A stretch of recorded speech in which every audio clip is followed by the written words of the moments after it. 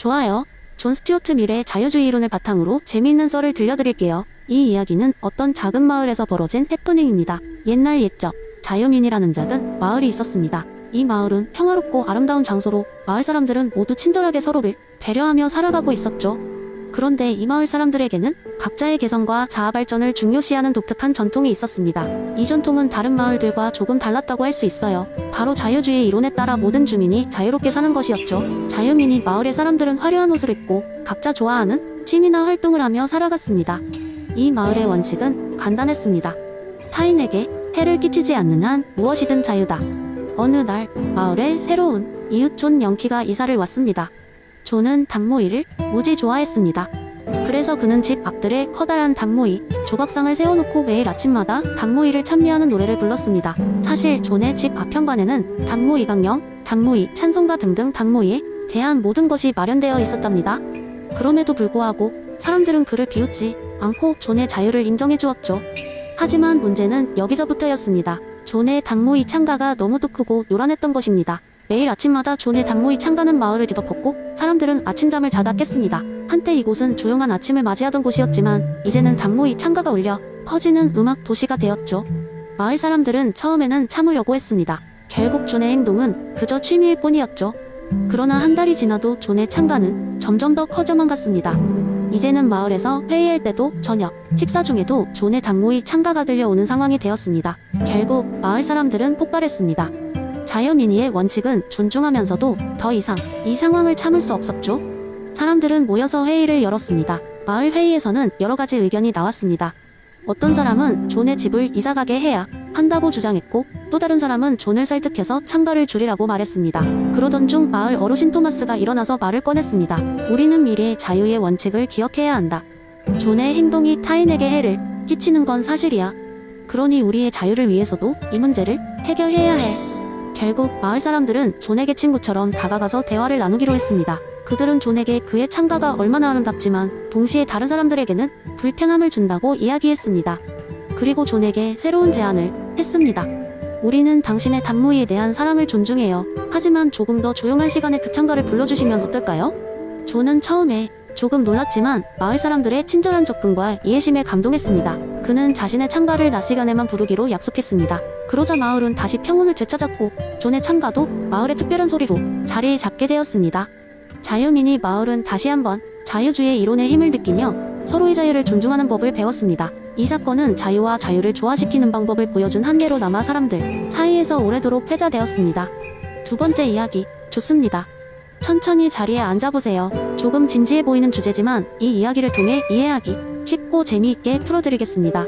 한편의 재밌고 풍부한 이야기를 들어보시죠. 주인공은 이름이 철수인 평범한 대학생이었습니다. 철수는 평소에 철학에 관심이 많아서 자주 도서관에 가서 두꺼운 책들을 읽곤 했습니다. 그러던 어느 날 철수는 플라톤의 이데 아론이라는 책을 발견하게 되었습니다. 이상적인 형태라 흥미롭군. 철수는 그렇게 생각하며 책을 집어들었죠. 여느 때와 다름없이 책을 읽고 있던 철수에게 갑자기 졸음이 밀려왔습니다. 조금만 눈을 붙이자. 철수는 그렇게 생각하고 책을 베개 삼아 잠에 빠져들었습니다. 그런데 깨어보니 철수가 있던 곳은 이상 조용한 도서관이 아니었습니다. 눈부신 빛의 세계로 넘어온 철수는 도서관 대신 기묘하게 생긴 의자와 책상이 줄지어 있는 공간에 있었습니다. 여기가 어디지? 철수가 중얼거리는 순간 왠지 모르게 위험 있는 목소리가 들려왔습니다. 여기는 이데아 세계, 모든 사물과 현상이 존재하는 이상적인 형태의 세계다. 놀라서 뒤를 돌아본 철수는 플라톤이 직접 나타났다는 것을 깨달았습니다. 흰옷을 두른 그의 모습은 현실적이라기보다는 환상적이었죠. 플라톤은 철수를 이데아 세계를 구경시키기 시작했습니다.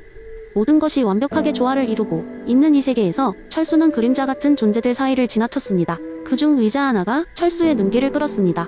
저게 그렇다면 이데아의 의자인가요? 철수는 물었습니다. 플라톤은 미소를 지으며 고개를 끄덕였습니다. 그렇지. 저 의자는 현실 세계에 있는 모든 의자들이 닮아가려 하지만 결코 닮을 수 없는 완벽한 의자이다. 현세의 의자들은 다 이 의자의 그림자일 뿐이야. 철수는 믿기 어려워 다시 물었습니다. 하지만 왜 현실의 의자들은 그러한 완벽함을 가질 수 없나요? 왜 그림자일 뿐일까요? 플라톤은 천천히 고개를 저으며 대답했습니다.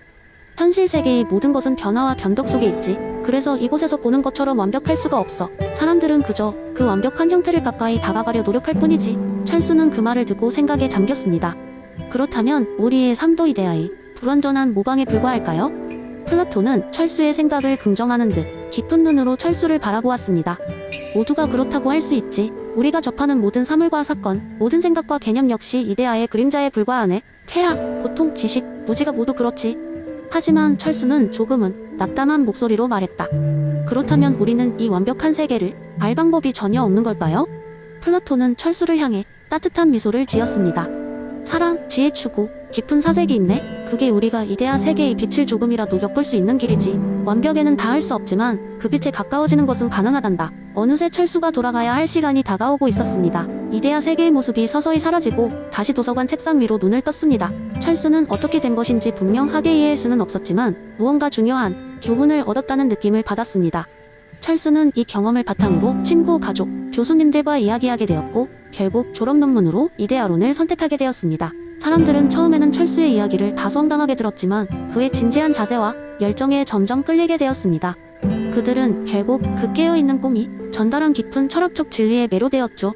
철수는 그렇게 자기만의 방식으로 플라톤의 이데아론을 재미있고 열정적으로 사람들에게 전달하게 되었습니다. 그렇게 그는 자신과 주변 사람들의 생각을 조금이라도 더 자연스러운 이데아에 빛에 가깝게 만들려 노력하는 작은 철학자가 되었습니다. 세 번째 이야기. 아주 오래전 그리스의 아테네에는 클레오라는 청년이 살고 있었습니다. 클레오는 밝고 명랑한 성격으로 유명했지만 한 가지 문제점이 있었습니다. 그는 모든 일에 너무나도 미숙하고 무지한 나머지 종종 얼터니티브한 선택을 하곤 했습니다. 한여름날 클레오는 시장에 나가서 과일을 사기로 마음먹었습니다. 그리고 거기서 아주 특별한 사과를 발견하게 되었습니다. 그 사과는 겉모습이 온통 황금빛으로 반짝이고 있었죠. 클레오는 이 황금빛 사과가 분명히 가장 맛있을 것이라고 확신했습니다. 그는 전 재산인 2 드라크마를 주고 그 사과를 사게 되었습니다. 시장에서 돌아온 클레오는 기쁨에 넘쳐 그 황금빛 사과를 한 입 크게 베어 물었습니다. 그런데 그 순간 벌집 속에서 나온 듯한 떨림이 그의 혀 끝에서 시작되어 입안 가득 퍼지더니 그는 그 자리에서 그대로 기절하고 말았습니다. 시간이 좀 지나고 나서야 겨우 정신이 돌아오는데 그의 입안은 아직도 그 끊임없는 떨림과 쓰라림을 간직하고 있었습니다. 알고 보니 그 사과는 먹으면 안 되는 독사과였던 겁니다. 이 사건 이후에도 클레오는 여러 번 무지로 인해 곤혹스러운 상황을 겪었습니다. 한 번은 친구들과 함께 아테네 외곽에서 연못을 보러 갔는데 그는 그 연못이 마치 바다처럼 안전하다고 생각해 뛰어들었다가 빠져 죽을 뻔한 적도 있죠. 이렇게 클레오의 무지한 행동들이 반복될 때마다 그의 친구들은 걱정을 하게 되었습니다. 그래서 그들은 소크라테스를 찾아가 그의 조언을 듣기로 했습니다. 소크라테스는 클레오의 이야기를 듣고 난 뒤 이렇게 말했습니다. 클레오, 너는 세상의 많은 지혜를 아직 알지 못하는 것 같구나. 지금 너의 행동들은 무지로 인해 비롯된 것이 뿐 너의 본성이 약한 것은 아니란다. 진정한 지식을 찾고자 하는 의지가 그 무엇보다 중요하지. 그 말을 들은 클레오는 소크라테스의 제안을 따르기로 결정했습니다. 그는 소크라테스에게 매일 가서 세상의 지혜를 배우기 시작했습니다. 그는 새로운 지식을 통해 점점 더 현명하고 신중해졌으며 어느새 사람들은 클레오를 존경하며 따르게 되었습니다. 몇 년 후 클레오는 아테네에서 가장 신뢰받는 사람이 되었습니다. 그는 자신이 배운 지식을 여러 사람들과 나누며 더 이상 무지한 클레오가 아닌 현명한 클레오로 불리게 되었습니다. 클레오는 자신의 경험을 통해 다른 사람들에게도 깨우침을 주며 소크라테스의 말이 얼마나 진리였는지를 몸소 보여주었습니다. 이처럼 소크라테스의 이론인 악행은 무지에서 비롯된다는 것은 클레오의 삶을 통해 증명되었고 그 결실은 그의 교육을 통해 많은 이들에게 전달되었습니다. 클레오는 자신의 무지를 깨닫고 그로부터 배우려는 의지로 인해 결국엔 스스로 이 삶을 긍정적으로 바꿀 수 있었습니다. 이 이야기를 통해 우리는 진정한 지식의 중요성과 자기인식의 강력한 힘을 다시 한번 깨닫게 됩니다. 네 번째 이야기. 늦은 밤 깊은 숲속의 한 오두막에서 친구 4명이 둘러앉아 이야기꽃을 피우고 있었다. 그들은 대학 시절 철학 수업에서 만난 인연으로 우정을 쌓아왔고 오늘은 오랜만에 모여 무서운 이야기를 나누고 있었다. 먼저 입을 뗀 사람은 철학 전공의 윤이었다. 너희에게 진짜 무서운 이야기를 해줄게. 니체에 대해 들어본 적 있어? 긴장된 목소리로 말문을 열었다. 니체? 그 사람 미친 철학자 아냐? 영미가 팔짱을 끼고 반문했다. 윤은 미소를 지으며 고개를 저었다. 그렇게만 생각하면 오산이지. 그는 우리에게 중요한 성찰을 던져준 사람이야. 영원 회귀라는 그의 개념 속으로 들어가보자. 니체는 우리가 지금 살고 있는 이 삶이 무한히 반복된다고 주장했어. 모든 것이 그대로 반복되는 거야. 너의 삶에서 일어난 모든 일, 모든 선택, 모든 실수와 성공이 영원히 되풀이되는 거야. 정현이 침을 삼키며 물었다. 그게 왜 무서운 이야기야? 그냥 철학적인 생각일 뿐 아니야? 윤은 눈을 번뜩이며 대답했다. 생각해봐. 지금까지 내가 해왔던 모든 일을 다시 해야 한다고 생각해봐. 그 모든 슬픔, 고통, 후회, 그리고 다시 그 고통스러운 순간들이 너를 다시 찾아오는 거야. 끔찍하지 않아? 분위기가 순식간에 나빠졌다. 영미가 불안한 얼굴로 묻는다. 하지만 니체가 말한 운명을 사랑하라. 그 암호로 파티는 또 무슨 뜻이야? 유는 깊은 숨을 들이쉬고 말을 이어갔다. 그건 니체가 우리가 우리의 삶을 온전히 받아들이고 사랑하라는 거야. 우리의 모든 실수와 고통, 그리고 기쁨을 포함해서 말이지. 영원히 반복된다면 그 순간을 되도록 긍정적으로 받아들여야 한다는 거지. 현수는 고개를 갸웃하며 반문했다. 그럼 질문이 있어. 만약에 내가 이 영원 회귀를 믿지 않는다면? 그냥 단순한 철학적인 개념일 뿐이라면? 유는 미소를 지었다. 그건 니체가 원했던 것일 수도 있어.